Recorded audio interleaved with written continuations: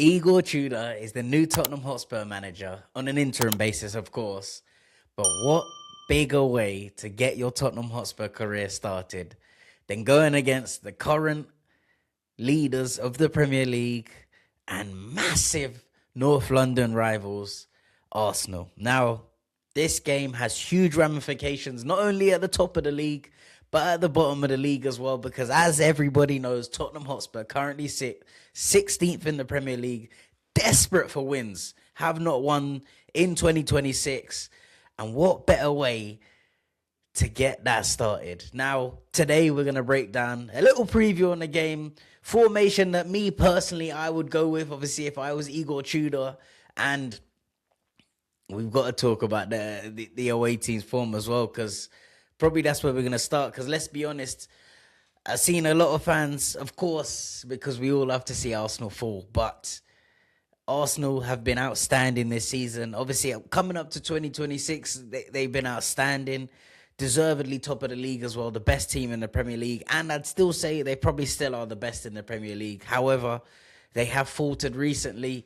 I think it's a lot of drop points. I couldn't even tell you the stats because obviously I don't watch them lot in and out, week in, week out, but they've dropped a lot of points over recent matches, and it looks like their form has started to dwindle a tiny bit. However, we know that they always up their level against us, and we only have to go back to, when was it, November at the Emirates, when they absolutely dismantled us.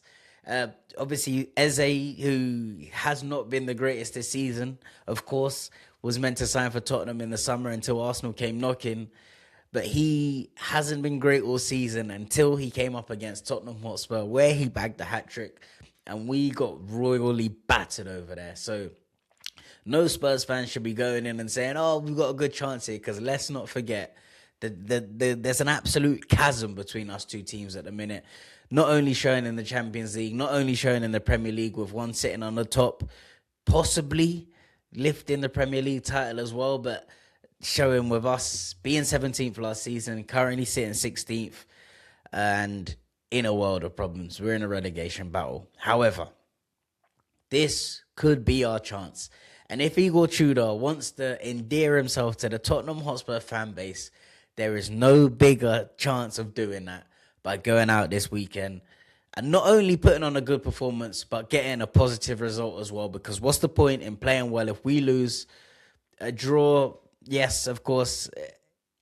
If you offer me a draw right now, I'm snapping your hand off for it. However, we need to win. We need points on the board, and it would be lovely to go and beat them. We have not beat them since 2022. I think it was May as well, right at the back end of the season under Antonio Conte's first half season, when we were both fighting for Champions League football. We beat them 3-0, and I think that game, except from the Bodo Glimt game last season, was one of the loudest games I've been at the Tottenham Hotspur Stadium, and we need to try and recreate that atmosphere.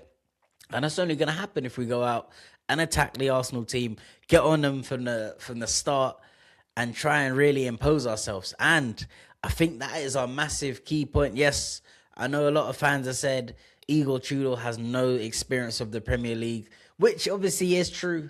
But it could work in both ways, because the Premier League has no experience of Igor Tudor. So for the first 30 to 45 minutes of that game, no, Arsenal aren't going to know how we're going to set up. They're not going to know what we're going to try and do. So that first 30 to 45 minutes of the game is absolutely crucial, because that is when we're going to hit them cold. Of course, they're probably going to look at what form or lineups he used to use. But of course, with our injury issues at the minute, he might not play that same three at the back that he's obviously so accustomed to playing, and that could catch him off cold. So that is our chance. We need to stamp our authority in the first 30 to 45 minutes, and we need to try and make sure we need to try and score as well, because Arsenal's defense is, obviously it's been a bit shaky, but let's be honest, their defense is impregnable.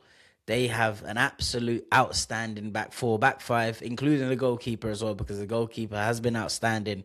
Vicario comes nowhere near what David Raya has been doing this season as well.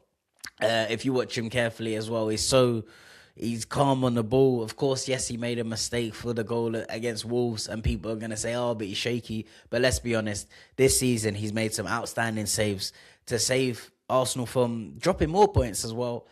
And the back four, we don't need to talk about them too much because everybody knows that their back four is unbelievable. Urian Timber, Saliba, Gabriel, and probably going to play Calafiori, but they've got him Capier as well, which, let's not forget, another player that Spurs were so desperate to try and sign in summer as well. And of course, he chose Arsenal over us, which, let's be honest, can you really blame him? Their midfield, Zubimendi, Declan Rice, whether it be Odegaard, Eze, or Saka, they've got options. I think Kai Havertz is injured as well, but that's another option there if he's not. Norgard, they've got so many players in that midfield, and of course their front three. It hasn't really clicked for them, to be honest. I'd say with the team and the attacking prowess they have not been scoring goals like they should be. But let's not forget that can just click whenever. So let's not forget that. In terms of starting lineup, if Igor Tudor was to play at the three at the back, I would go personally with a 3-5-2 because I know obviously he likes a 3-4-3 as well. But however, when we saw that under Antonio Conte, playing 3-4-3 with them two midfielders in the middle, they get overran so much, especially in the Premier League and especially against a team like Arsenal who've got Declan Rice who just covers every blade of grass on that pitch. I think you need to go three in that midfield because, of course, they're going to play like a little 4-3-3, whether call it 4-2-3-1 or a 4-3-3. That three in the midfield could easily overrun us. So why not best to just pack it up? But going for the three at the back, the team sort of picks itself. Obviously, as much as we want to see Kinski, let's be honest, Vicario is not being dropped. Now that Igor Tudor has come in as well with the Italian connection, Vicario is going to be starting in goal. The three at the back, me personally, I'm going to go obviously Mickey van der Ven, left centre-back, centre-back, Radu Dragusin. And on the right, I'm probably going to go, you know what, I was going to say Archie Gray, but I'm probably going to go with Chao Paulinho, purely because we don't really have anyone else. Of course, Archie Gray would come in there, possibly. However, I think that Archie Gray is going to be utilised at right wing back because we don't have anyone else. Of course, Pedro Porro, I believe, is close. But even if he was back fit, I'm not sure about throwing him in straight into an Arsenal game where that game is going to be ferocious. Coming straight back off a muscle injury, he's been out for 4 or 5 weeks. I don't think it's the best to just slot him straight into a game that's going to be such high intensity like that. So I'm going to go João Paulinho at the right centre-back. I'm going to be playing Archie Gray, right wing-back. That three in midfield, of course, I'm going to go 2 and then 1. That 2, I'm looking at Papsar and Conor Gallagher purely because of that running power. As I said about their 3 in midfield, they cover a lot of grass in that Arsenal team. So we need that running power of Papsar and Conor Gallagher. And of course, in a 10, Xavi Simons looks like he's really started to click. And this is a game where he could really announce himself. Of course, the reports came out that whilst all the players, Tottenham players, went away when they had their 5 days off, Xavi Simons stayed and worked in the gym, which just showed the mentality of the boy, man, because a couple of the other players should be staying in the gym because what have they been doing to deserve 5 days off? But Xavi Simons has got to go in at 10. Left wing back, of course, Jed Spence, because once again, we don't have anyone else. We've got Souza, but are you really going to be playing a 19-year-old who's just come from Brazil against Arsenal, as I said, in that ferocious game? I wouldn't be going with that.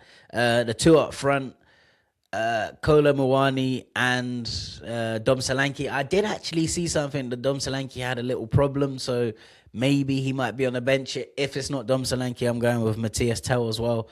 I don't think we've got any more options, really. Of course, we've got... Who else would that leave on the bench? Yves Bissouma.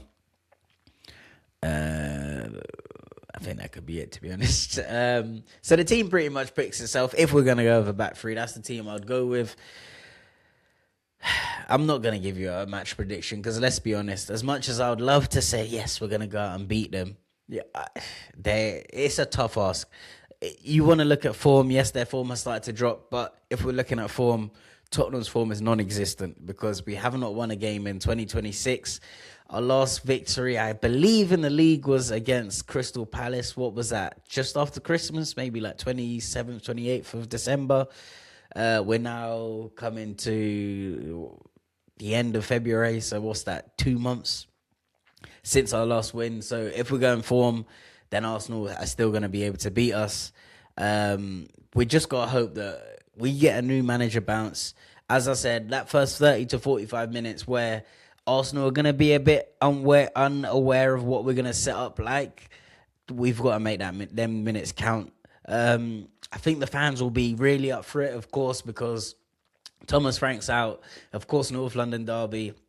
So we've really got to get behind the team as well. Yeah, I don't know. As I said in the video, if you offer me a draw now, I would absolutely take that. And of course, best case scenario is to get the win. But as I said, a draw I'd be more than happy with. Some Arsenal fans might watch it. Oh, you're such a small club celebrating a draw. No, I'm a realist. What you want me to come on here and say, I expect us to go and beat Arsenal, the team top of the league, when we currently sit 16th? Yeah, highly doubt it. But hopefully for an entertaining game, of course, I will be there. Everything crossed that we can really throw a spanner into the works as well, because if we can take some points off them, the title race has already been blown open, but it gets blown open even wider, especially if Man City go and do the job against Newcastle at the weekend. But we will see. Match reaction will come after the game, of course. And let's hope it's better than the Emirates. Well, it can't be any worse. It can, of course, get worse than the Emirates. But let's be honest, in the bigger scheme of things, I don't think it can be worse than what happened to us earlier at the Emirates. But, of course, want to see a good performance.